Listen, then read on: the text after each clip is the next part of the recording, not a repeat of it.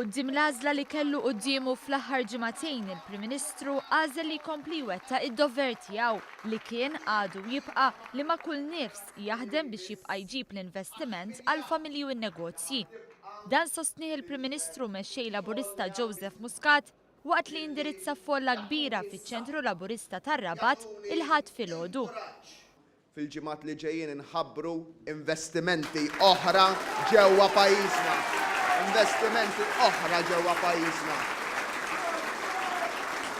Fejn tinduna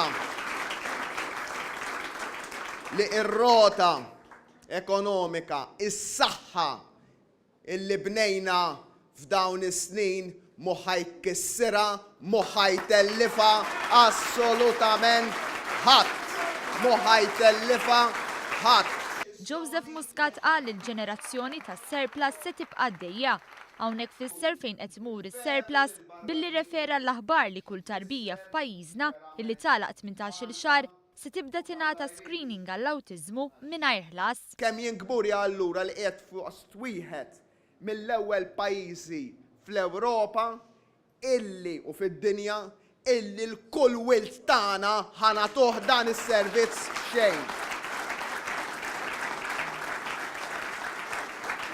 U dik hija Malta l-ġenerazzjoni li jmiss għax min jaf kemm hawn familji illi għadhom qas ġew iffurmati.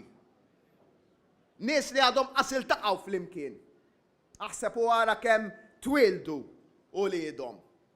Illi għada pitada fil-ġenerazzjoni li jmiss ħajkollhom it-tfal u dawk it-tfal ħajkunu jista' jkollhom ħajja aħjar bid-deċiżjoni li ħadna aħna llum.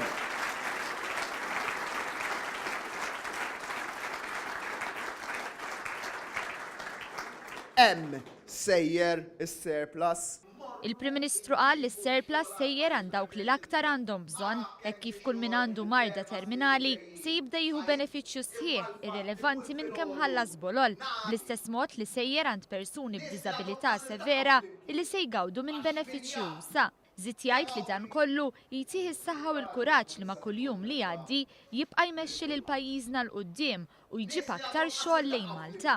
Ħajjiġi ħafna aktar xogħol fis-snin li ġejjin, ħafna aktar ġid, ħafna aktar benefiċċji, ħafna aktar affarijiet li l-ġenerazzjonijiet li jmiss ħajkunu jistgħu jgawdu minnhom.